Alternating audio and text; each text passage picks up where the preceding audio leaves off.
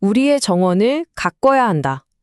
자, 이 유명한 말 들어보신 분들 많을 텐데요. 이게 바로 계몽주의 시대를 뒤흔들었던 철학자 볼테르가 남긴 말입니다. 근데 이게 도대체 무슨 뜻일까요? 오늘 그의 아주 도발적인 사상 속으로 한번 푹 빠져보겠습니다. 와, 시작부터 정말 강렬하지 않나요? 프랑스 혁명으로 목이 잘린 비운의 왕이죠. 루이 16세가 바로 이런 말을 남겼습니다. 생각해보세요. 한 나라의 왕이 자지 왕국이 무너진 이유로 두 명의 사상가를 지목했다는 거잖아요. 이 한 문장만 봐도 볼테르라는 사람이 당시에 얼마나 어마어마한 영향력을 가졌는지 바로 감이 오시죠. 자, 그럼 한번 시간여행을 떠나볼까요? 볼테르가 온 제국을 뒤흔들었던 18세기 프랑스로 말이죠.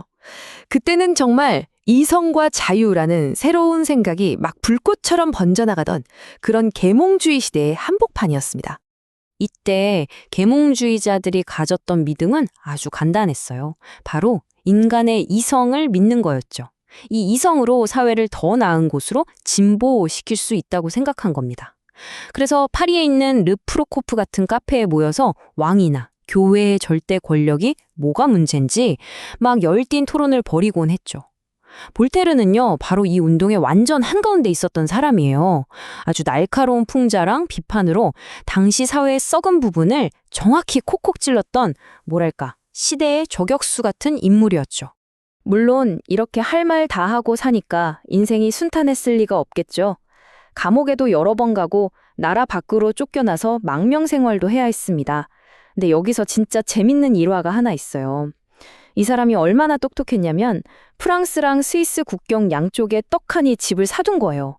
그래서 프랑스에서 잡으러 오면 스위스 집으로 휙 넘어가고 스위스에서 또 무슨 일이 생기면 프랑스 집으로 싹 넘어오고. 와, 진짜 보통 똑똑한 게 아니죠? 근데 볼테르가 그렇게 신랄하게 비판했던 대상이 과연 왕과 교회뿐이었을까요? 아닙니다. 그가 정말 뭐랄까 증오에 가까울 정도로 싫어했던 철학이 하나 있었는데요. 바로 당대 최고의 석학으로 꼽히던 독일 철학자 라이프니츠의 낙관주의 철학이었습니다. 이 두 사람의 생각이 얼마나 다른지 한번 보세요.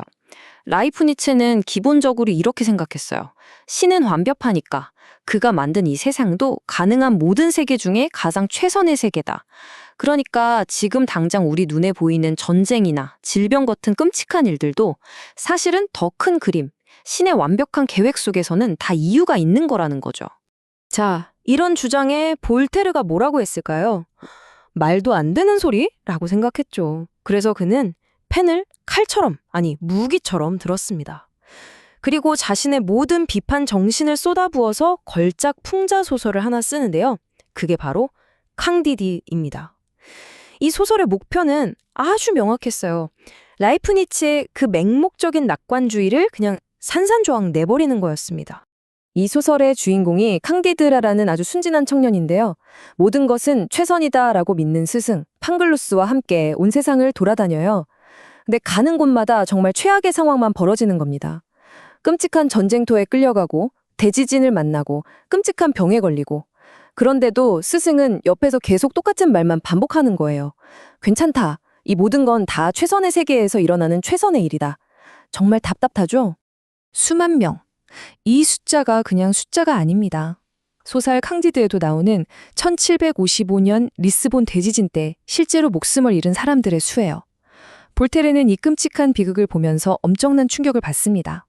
이건 더 이상 그냥 책상에 앉아서 하는 추상적인 철학 논쟁이 아니게 된 거죠. 실제 사람들의 고통과 죽음의 문제가 된 겁니다. 그래서 볼테르가 바로 이 질문을 던지는 겁니다. 아니 제발 좀 보라고. 이렇게 수많은 무고한 사람들이 속수무책으로 죽어나가는 끔찍한 현실 앞에서 도대체 어떻게 이 세상이 최선의 세계라고 말할 수 있냐는 거죠. 이게 어떻게 신의 완벽한 계획일 수가 있냐고요. 하지만 볼테르는 그냥 비판만 하고 끝내는 그런 사람이 아니었어요. 그는 알 수 없는 신의 계획이 어쩌고 저쩌고 따지는 대신에 자, 그럼 우리는 뭘 해야 하는가에 대한 아주 현실적이고 실용적인 대안을 제시합니다.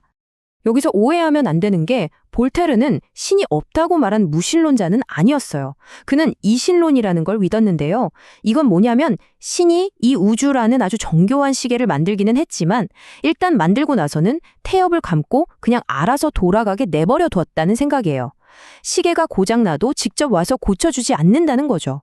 그러니까 우리 세상의 문제는 신이 해결해 줄 게 아니라 바로 우리 인간 스스로 해결해야 할 몫이라는 뜻입니다. 그래서 볼테르가 제안하는 행동 지침은 딱 3가지로 정리할 수 있습니다. 첫 번째, 세상에 끔찍한 일들이 있다는 걸 인정하고 똑바로 쳐다보라는 겁니다. 외면하지 말고요. 두 번째, 이걸 뭐 신의 뜻이니 큰 계획이니 하는 알 수 없는 핑계 뒤에 숨지 말라는 거예요. 그리고 마지막 3번째, 세상을 바꾸겠다는 거창한 말 대신에 지금 당장 내 자리에서 할 수 있는 작고 구체적인 일부터 시작하라는 겁니다. 그리고 바로 여기서 캉디드의 그 유명한 마지막 문장이 등장하는 거죠. 우리는 우리의 정원을 가꿔야 한다. 이게 바로 그겁니다.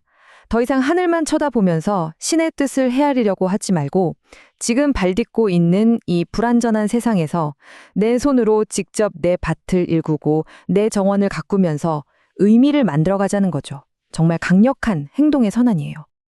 자, 그럼 내 정원을 가꾼다는 게 구체적으로 뭘까요? 볼테르에게 있어서 가장 중요했던 정원 가꾸기 중 하나는 바로 불관용이라는 잡초를 뽑아내는 거였습니다.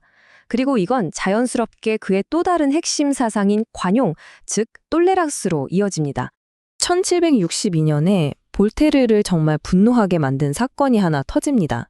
바로 장 칼라스 사건인데요. 장 칼라스라는 사람이 단지 개신교도라는 이유만으로 말도 안 되는 누명을 쓰고 끔찍한 고문 끝에 처형을 당한 거예요. 이 어처구니 없는 종교적 불관용을 목격한 볼테르는 충격을 받고 곧바로 펜을 들어 관용론이라는 책을 쓰게 됩니다. 볼테르가 말하는 관용? 프랑스어로는 똘레랑스라고 하죠. 이건 그냥 마음에 안 들지만 참아준다. 이런 소극적인 개념이 아니에요. 그 핵심에는 이런 생각이 있습니다. 어차피 우리 인간은 모두 불완전하고 언제든 틀릴 수 있는 존재다. 그러니 내 생각만 맞다고 우기지 말고 서로의 다름을 인정하자. 바로 이거죠. 나는 당신의 말에 동의하지 않지만 당신이 그 말을 할 권리를 위해 죽을 때까지 싸우겠다. 이 말 너무 유명해서 다들 들어보셨을 거예요. 사실 이건 볼테르가 직접 한 말은 아니고 나중에 그의 전기를 쓴 작가가 그의 사상을 요약한 문장이라고 해요. 그런데 정말 표현의 자유를 향한 볼테르의 정신을 이보다 더 완벽하게 담아낸 문장이 또 있을까요? 정말 기가 막힌 요약이죠. 자, 그럼 정리해 볼까요? 볼테르가 우리에게 남긴 것. 그는 이성이라는 무기를 들고 맹목적인 믿음에 맞서 싸웠습니다. 그리고 당신의 정원을 가꾸라는 말로 뜬구름 접는 얘기 대신 현실적인 행동을 하라고 촉구했죠. 무엇보다 중요한 건 우리 모두가 서로를 존중하고 자유롭게 말할 수 있는 관용의 사회를 위해 평생을 바쳤다는 겁니다. 300년도 더 된 볼테르의 이 이야기가 이상하게 오늘날 우리에게 더 크게 와닿는 것 같지 않으세요? 너무나도 복잡하고 거대한 문제들로 가득 찬 이 세상에서 여러분이 지금 당장 가꿀 수 있는 여러분만의 정원은 과연 무엇일까요? 이 질문을 한번 꼽씹어 보시면서 오늘 이야기를 마무리하겠습니다.